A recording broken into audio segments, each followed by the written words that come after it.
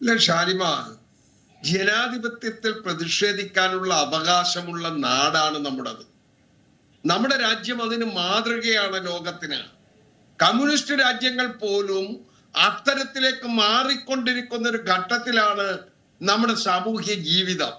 നോക്കൂ, ഇത്രയും നുണയനായ, ഇത്രയും സജ്ജനപക്ഷപാതിയായ, ഇത്രയും അഴിമതിക്കാരനായ, ഇത്രയും ക്രൂരമായ ക്രിമിനൽ വാസനയുള്ള ഒരു മുഖ്യമന്ത്രി കേരളത്തിന്റെ ചരിത്രത്തിൽ ഇതാദ്യമാണ്. ശ്രീ ജോർജ് സാർ പറഞ്ഞത് ശരിയാണ്. എനിക്ക് 60 വയസ്സ് പിന്നിട്ട ആളാണ് ഞാൻ. ഈ 60 വയസ്സ് പിന്നിട്ട കാലഘട്ടവും അതിന് മുന്നോട്ടുള്ള ഒരു 5 വർഷക്കാലത്തെ കേരളത്തിന്റെ ചരിത്രവും ഒന്നെടുത്ത് പരിശോധിച്ചു നോക്കൂ. 65 വർഷക്കാലത്തെ കേരളത്തിന്റെ ചരിത്രത്തിൽ ഇതുപോലെ ഇത്രയും വൃത്തിഹീനമായി നെറികെട്ട സജനപക്ഷപാതിയായ ഒരു സ്റ്റാലിനിസ്റ്റായ ഒരു അടിച്ചമർത്തൽ നയം എന്നിട്ട് ഇരട്ട നീതി കൊടുക്കുന്ന ഒരു കാലഘട്ടം കേരളത്തിന്റെ ചരിത്രത്തിൽ ഉണ്ടായിട്ടുണ്ടോ?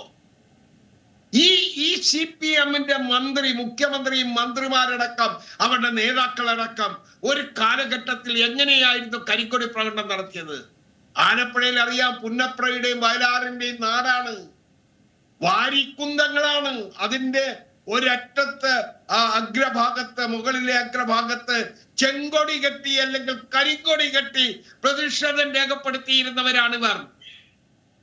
ഇന്ന് നോക്കൂ, കുഞ്ഞുങ്ങൾ അവരുടെ ത്രസിക്കുന്ന ആ വിരലുകൾ, ഞരമ്പുകൾ, രക്തമോട്ടമുള്ള ആ ഞരമ്പുകളിൽ അവർ പിടിച്ചിരിക്കുന്നത് ഒരു തുണിക്കഷ്ണമാണ്.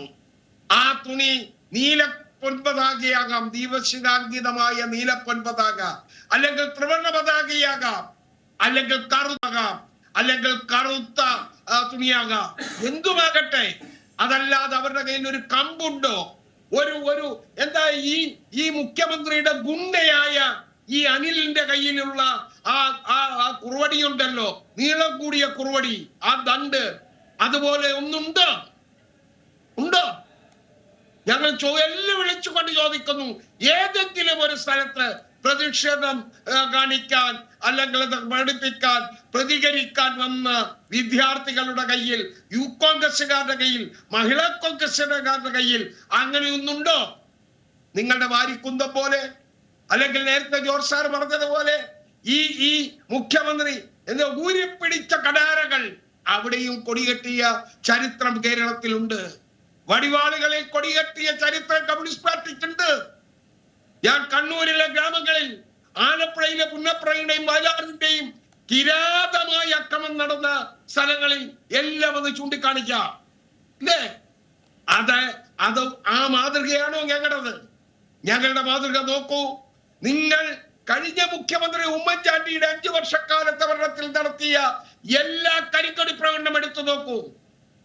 കമ്പിൽ, അല്ലെങ്കിൽ ദണ്ടിൽ, അല്ലെങ്കിൽ കുറുവടിയിൽ, അല്ലെങ്കിൽ കൂർപ്പിച്ച മുനയുള്ള കുന്തങ്ങളിൽ ആ കരിങ്കൊടി കെട്ടി അതുകൊണ്ട് വാഹനത്തിൽ അടിക്കുക, ഗ്ലാസിൽ അടിക്കുക, ആളുകളെ ദേഹോപദ്രവം ഏൽപ്പിക്കുക, മുഖ്യമന്ത്രിയെ തടയുക, അതല്ലായിരുന്നു മാതൃക, പാരമ്പര്യം. ഇന്നതാണോ? എന്നിട്ടും ഗുണ്ടകളെ കൂട്ടി ഞാൻ എന്റെ ചരിത്രത്തിൽ ഞാൻ ഒരു 52 വർഷക്കാലത്തെ വിദ്യാർത്ഥി സംഘടനാ പ്രവർത്തനം മുതൽ രാഷ്ട്രീയ പ്രവർത്തകനായി ഇന്ന് നിൽക്കുന്ന ഈ കാലഘട്ടം വരെ ഉണ്ട്, ഞങ്ങൾ ഒരിടത്തും കണ്ടിട്ടില്ല മുഖ്യമന്ത്രി ഗുണ്ടാ സംഘങ്ങളുമായി യാത്ര ചെയ്യുന്നത്. ഗുണ്ടാ സംഘങ്ങൾ വെള്ള ജേഴ്സി അണിഞ്ഞ, നീലയും മഞ്ഞയും വരകളുള്ള ചില എംബ്ലങ്ങൾ, നവകേരള യാത്ര എന്ന് എഴുതി പിടിച്ച ആലേഖനം ചെയ്ത ആ ജേഴ്സി അണിഞ്ഞുകൊണ്ടുള്ള ഗുണ്ടകൾ മുഖ്യമന്ത്രിയുടെ കൂടെ പോവുകയാണ്. തിരുവനന്തപുരത്തെ ഗുണ്ടാ സംഘം, കണ്ണൂരിലെ ഗുണ്ടാ സംഘം കൂടെ പോവുകയാണ്. ഏറ്റവും പുതിയ വാർത്തകളും വിശേഷങ്ങളും വിരൽ തുമ്പിലറിയാൻ സീ മലയാളം ന്യൂസ് എല്ലാ ഡിജിറ്റൽ പ്ലാറ്റ്ഫോമുകളിലും ലഭ്യം.